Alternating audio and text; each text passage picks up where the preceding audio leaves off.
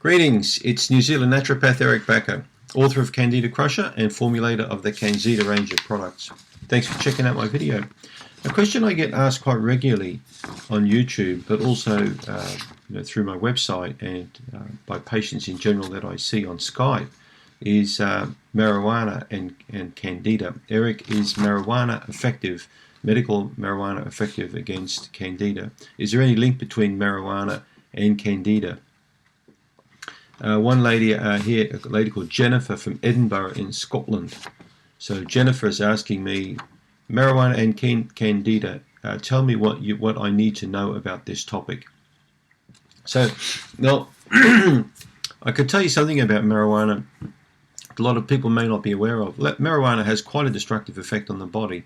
Now, you may have read this kind of information, and if you're a pot smoker, you're probably thinking, yeah, well, I've heard it all before. Tobacco smoking is no good. Marijuana smoking is no good. But what you may not know is cannabis smoking has a much greater burden on the lung and on the immune system than tobacco has. In fact, a lot of research spanning from between 1997 right up until about mid-2000 has proven now scientifically that you get about a 3.5 to 4 times greater tar burden from cannabis smoke than you do from cigarette and tobacco smoke. So each joint that you smoke, every marijuana cigarette that you smoke, is equivalent to about the burden of 20 cigarettes. So if you're smoking 1 joint per day for a week, you're literally smoking a packet of cigarettes per day. That's the kind of burden it has on the lung. Researchers in Sweden also found quite a big link between regular cannabis smoke, regardless if you're using pipes or bongs or joints or however way you were getting the smoke into your mouth. It was causing much increased incidence of different kinds of oral candida conditions. So you're predisposing yourself a lot more to candida of the mouth by smoking. So xerostomia and leukoderma and different conditions that are affecting the oral cavity.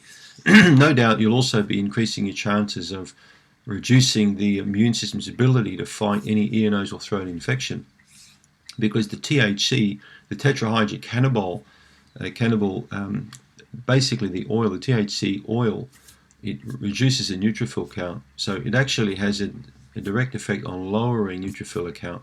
So neutrophils are primary first-line defense white blood cells that counter infectious disease. So people who regularly inhale cannabis or smoke cannabis in any shape or form are going to certainly have a lowered immune response. So those are things you need to bear in mind. The cannabis smoke also has a direct effect on suppressing the ability of macrophages to work in the lung. So macrophages are basically scavenger cells or cells that line many different parts of the oral cavity, the lung tissue, different parts of the body aligned with these cells to help improve the ability of that surface area, to reduce the ability of pathogens to get in and create infectious disease or parasites or pollen or bacteria. So macrophages scavenge these kinds of things and deal with them. But what the cannabis smoke does is it directly attacks the macrophage's ability to do that. So this really stuffs your lungs up. So cannabis smoke has multiple other effects.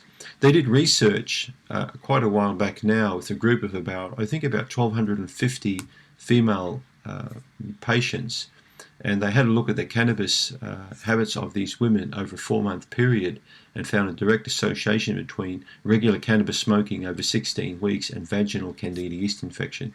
So there's also a link. Somehow they're not quite sure. It may be because of the reduced neutrophil activity, but they're still doing research in that area. So marijuana is not really good to smoke if you want to prevent a yeast infection or if you want to recover from a yeast infection. The medical marijuana debate is something different altogether, but again, not enough research has been done really to look at the effects of regular medical marijuana use, maybe in a tablet form, and the effects that will have on predisposing a person to candida yeast infections. But Jennifer, what I want you to get from this video is regular cannabis smoking is not really a good idea for health, period. It's not a good idea. So I hope people who are watching this video who keep asking me the question, what about having weed or smoking dope or having joints, can I still recover from candida if I smoke marijuana? Well, it is possible, but it's very, very difficult for your body to do so. So regular cannabis consumption is not something I recommend for people for general health, nor do I recommend regular alcohol consumption, regular soda drink consumption. So to me, cannabis, alcohol, and soda drinks all belong in that same category. They all screw your health up, depending especially on how much you take and use over a period of time. I think if a person had a glass of wine from time to time, or had a joint once a year or twice a year at a Christmas party, or drank, say, Coca-Cola at a wedding, that happens every now and then, I think that's perfectly okay. But that's not what happens. The majority of people will smoke dope every week. The majority of people will drink alcohol, regularly, several times per week. And the majority of people also, when it comes to soda drinks, drink these drinks every day. Some of my patients drink 2 liters of Coca-Cola a day. Some of my patients smoke 1 joint a day. And a lot of my patients drink alcohol every single day. And then they come to me and say, why aren't I getting well? I'm not recovering. And a lot of people are also stuck in their ways where they want to give up everything, but they don't want to stop smoking dope, or they don't want to stop drinking alcohol. Well, if you're one of those people watching this, there's no point talking to me about your health if you're not prepared to make that change to really improve your health. So I hope that answers your question, Jennifer. Cannabis or marijuana and Candida are bedfellows, so I believe there's association there. If you regularly smoke dope, expect a very difficult time to get rid of Candida, so probably best not to even start in the first place. And it will save you a lot of money if you don't smoke that stuff, because it costs a heap, I've been told. Thanks for tuning in.